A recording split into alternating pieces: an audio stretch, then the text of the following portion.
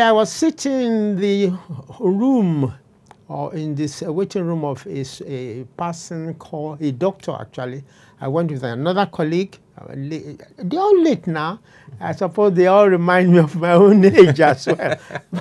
But then all of a sudden, I saw one gentleman coming in, being helped into this waiting room and indeed into the treatment room, because it was a stunt to see the surgeon, this doctor.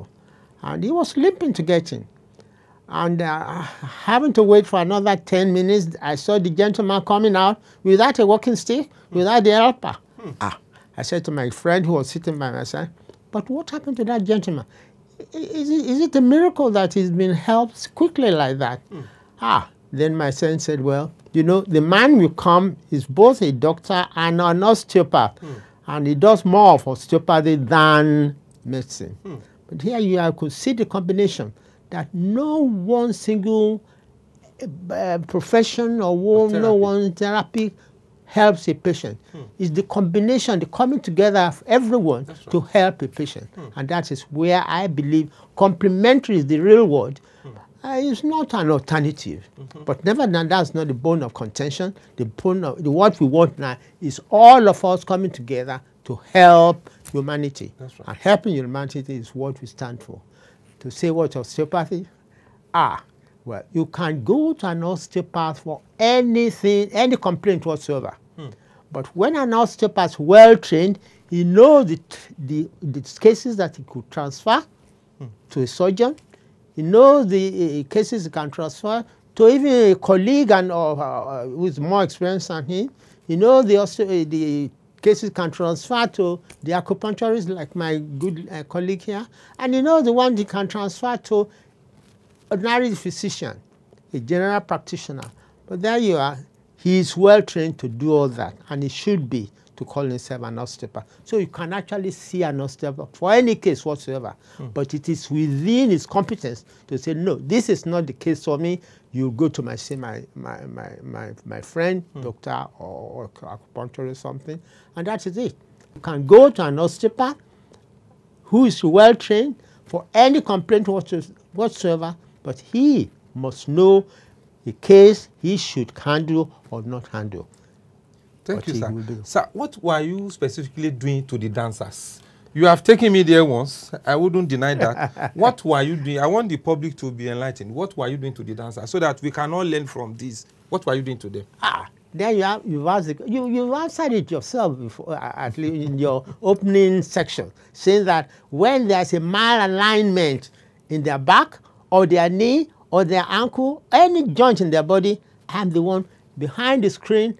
There's a room there. They come to there. It's done almost within a minute, and you see them jump back to the stage to continue with their dancing. That was the secret of Hubert Oguji. That's right. That's right. And we want our medical industry to move forward.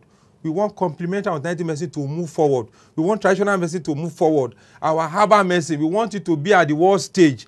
People should be coming to Nigeria instead of we going to India. That is what we are saying. And there is no hypocrisy in this one. We have 3 sets of medicine. All of them should be given equal treatment. Sir, I hope I'm speaking your mind, sir. Yes, I've said it. You said it in the opening section. Yes, sir. So what are the common cases you always see in your day-to-day activity as a renowned osteopath? Thank you very much. Very good question, too. Fortunately or unfortunately, patients or people don't come to osteopath until they have gone round. They have been to 2, 3, 4, 5, 6 doctors before they get to an osteopath. Maybe by chance, they just spoke to someone and someone said, there you are, what's happening here? I'll give you a fine example. I had a boy, a young man, age of 16, 17. Fortunately, his parents were they're still my patients, because I don't usually discharge patients. I just say, whenever you have a problem, you are welcome to come to me. But it depends on the age. Now, to cut the long story short, this young man, I said 16, 17, I can't remember the name. I don't think I should actually mention the name. The parents brought him to me and said, we can't understand this.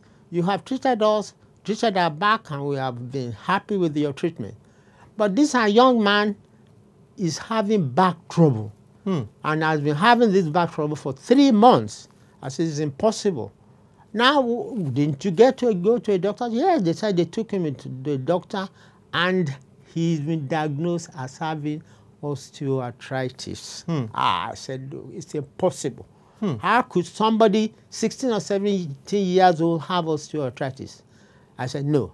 We could have other arthritis, but not osteoarthritis. Osteoarthritis, I think, will come with age, will come with trauma, which is an injury, but with 16, how could he have? I said, please, here you are, the son is here. Tell me, my young man, where is this pain you have? He says, in the back. All right? It's in the back. Keep question. I've taken the history. Now tell me, just put your hand where the pain is. And the man put his hand on the level of L3, 4, that is lumbar, the third lumbar vertebra, between the third lumbar bone and the fourth vertebra. And what happened? I said, was that the very first time you felt this pain? And what were you doing? He said, yes. He remembered that he kicked the ball and he could, and since then the pain was there. Although there was immediate first aid given to him, the pain never left him. And as I said, I manipulated L3, L4 on this gentleman. The pain left him instantly. And in fact, I was like God to the parents that day. They in fact almost took me up.